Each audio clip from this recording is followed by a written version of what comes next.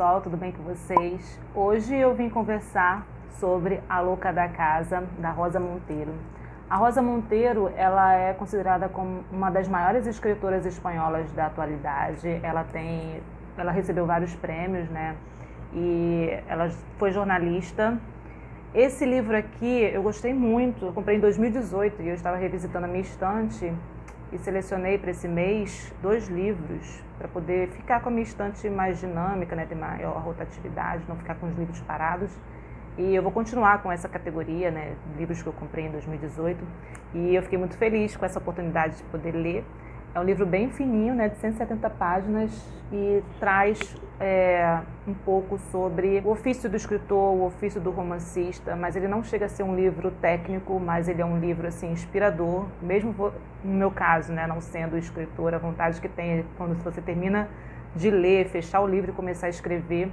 Porque ela até comenta aqui que todo mundo tem uma história para contar, né? Então, a maneira que ela passa é bem inspiradora. E aqui ela também vai falar um pouco sobre a sua experiência como escritora. E ela comenta que chega um momento na vida do escritor que ele sempre tem vontade de escrever um pouco sobre um ensaio sobre escrita, contar um pouco sobre a sua experiência. E ela foi tomada por esse desejo. Então ela vai falar tanto da sua experiência como escritora, como também vai falar aqui, vai comentar sobre o ofício de outros escritores. Então ela faz muitas referências literárias, então vai falar um pouco sobre a vida e obra desses autores, e você sai no final com uma lista imensa de autores que ela menciona aqui.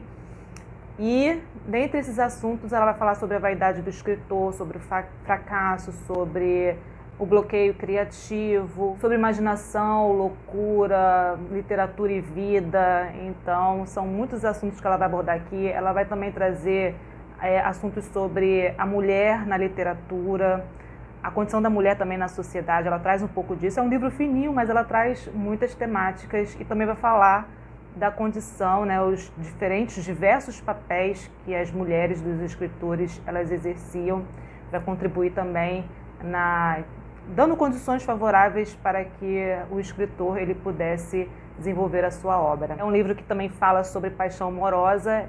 E o que acontece? Aqui, os assuntos que estão relacionados com a vida da narradora nos parece ser autobiográfico, mas ela deixa essa dúvida aqui pra gente, que não necessariamente o que ela conta aqui está relacionado com a vida pessoal da escritora.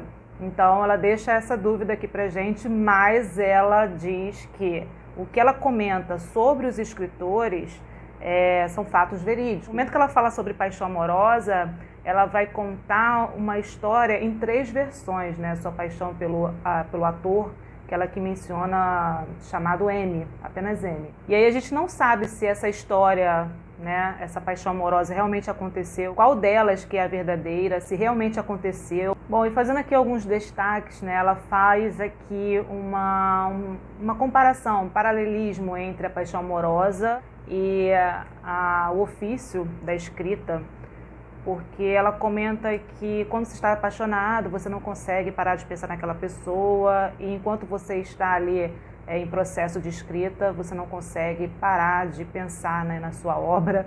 E ela comenta outros pontos em comum. Aqui também ela fala a importância da imaginação, do devaneio no processo de escrita, e conta pra gente como que uma experiência de vida ruim de um escritor, como por exemplo, alguns autores passaram por guerras, né, presenciou a própria decadência humana, perdas, como que isso vai de alguma maneira refletir na construção de uma determinada obra.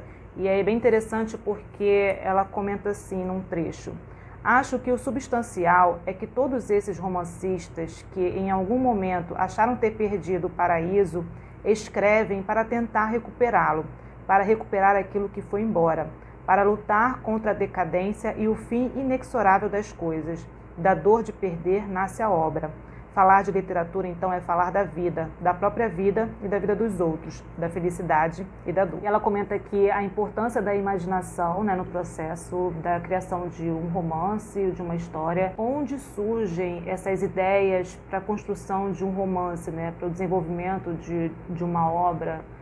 de uma história. Então elas podem acontecer tanto pelas ideias e imagens seminais, a partir de alguma experiência pessoal sua, e a partir dali você imaginar outras situações, criar outras versões. E ela diz assim: porque os romances nascem assim, a partir de algo ínfimo, surgem de um pequeno grumo imaginário.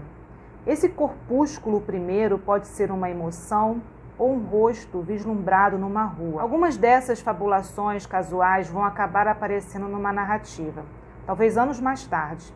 Normalmente, não a peripécia completa, mas um pedacinho, um detalhe, um desenho germinal de um personagem. E em raras ocasiões, muito de vez em quando, a história se nega a desaparecer da sua cabeça e começa a se ramificar e se tornar uma obsessão, transformando-se num conto ou até num romance. Então é isso, né? Você vivencia uma experiência, uma emoção, ou observa alguma coisa, e a partir disso você tem a imaginação e você constrói diferentes versões para aquela história, e de repente apenas um pedaço daquilo que foi a sua experiência pode entrar na história, ou simplesmente tomar um rumo totalmente diferente, porque ela comenta que na hora que você vai escrever, a história ela vai ganhando, né, vida, e de repente ela toma rumo totalmente diferente do começo. Ainda com relação a esse ofício do escritor, tem uma parte que eu também gostei, que ela fala que ela teve um dia inteiro livre para poder escrever, né, colocar o livro, a escrita em prática,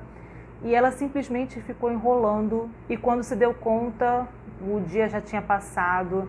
E ela comenta que enquanto a história, né, do livro ela está no campo das ideias, ele é um livro perfeito. E quando você vai colocar em prática, quando você vai concretizar aquela ideia, aí começam as dificuldades. E ela comenta, né, sobre o receio, porque em alguns momentos você está muito inspirado, então a escrita você consegue desenvolvê-la bem, né, consegue escrever bem. Em outros momentos você está sem inspiração, não tem aquele insight.